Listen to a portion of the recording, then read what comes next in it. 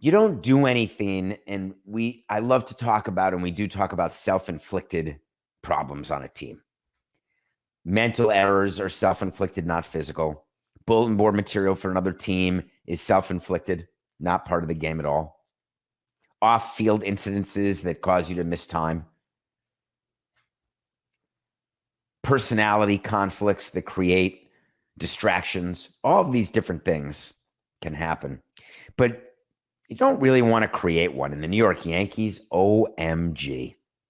Now, Yankee fans are going to say, David, why don't you zip your yapper?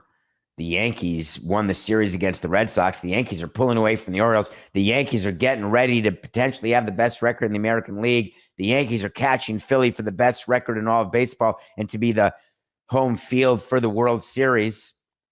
The Yankees have a great situation with Nasty Nestor now starting and doing well, and he can be in the bullpen. Rodon and his 4+ bloated ERA. You never know. He can go 7 strong in a playoff game. And let's not sleep on our ace because he's back and he's brilliant. Their ace is a guy named Gerrit Cole.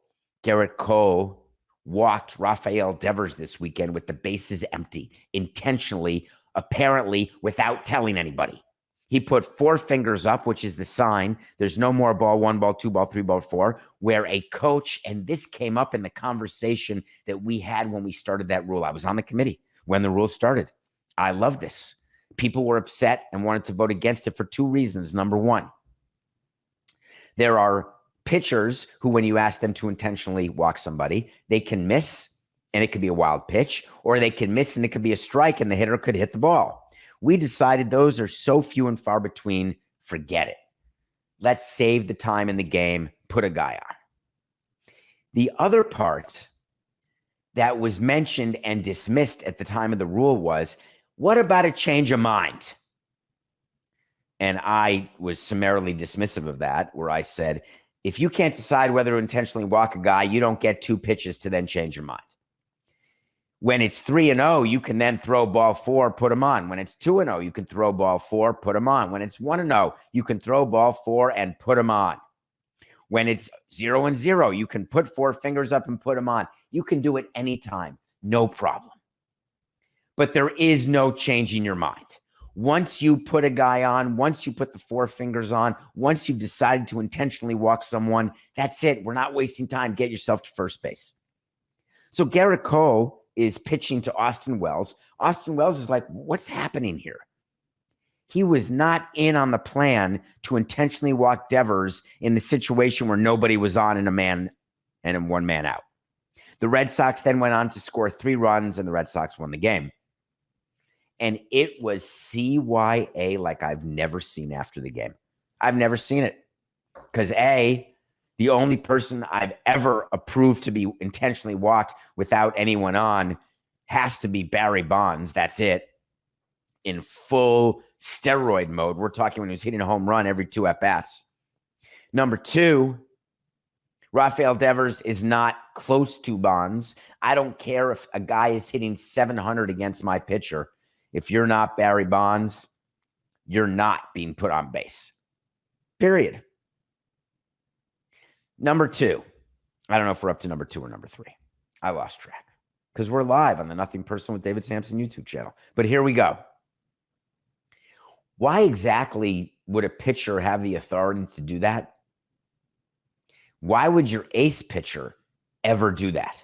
We were taught by Jack McKeon and managers before him, we're not intentionally walking anybody. What are we, scared? You're the best pitcher on this team. Go get him. The odds are with you. The math is with you. I don't need data analytics department to tell me that Devers, no matter how well he's doing, at best has a 40% chance of getting to first base. Hold on, let me wait. 60% doesn't get to first base. 40% does. That seems like good odds. And that's against every Tom, Dick, and Harry who's pitching in the big leagues right now. This is our ace. Hard stop. Aaron Boone. He acknowledged the team discussed intentionally walking Devers in non-traditional spots. He acknowledged they had that discussion. But then he said, we were winning the game, so my preference would have been let's attack him. But obviously, I didn't communicate that well enough. I think Gerrit was a little indecisive out there and rolled with it. What? I'm in disbelief. Absolute disbelief. It's the job of the manager to communicate with the general manager, who may be there with the president or the assistant GM or the owner, whoever it is. They go through different scenarios, including whether or not walking Rafael Devers intentionally with no one on is something that they're going to do. It's decided before the game. When you see Gerrit Cole put four fingers up and that's not your strategy, you are running on the field. I don't care if it embarrasses your star pitcher. Oh, David, that's why you're a terrible president. You got to give players, you got to give them latitude. If Gerrit Cole doesn't think he can get Devers out, put him on. Nope, not your job. Your job is to throw the ball. Your job is to take the mound. Your job is to get hitters out. No pitcher I have ever met has come up solely with his own game plan. I think they just sit at home and they're going through and saying, all right, here's what we're going to do. Here's how we're going to do it. Don't be ridiculous. Now, Devers has hit .350 against Cole and 8 home runs. So 15 strikeouts in 16 games. Devers himself said, I didn't expect that from a future Hall of Famer. I feel like he panicked a little bit. How about one of the Red Sox players, Brian Bello? I felt like it showed a lot of weakness, he said. Damn right. That is a bad sign for the Yankees. You got to get your communication better.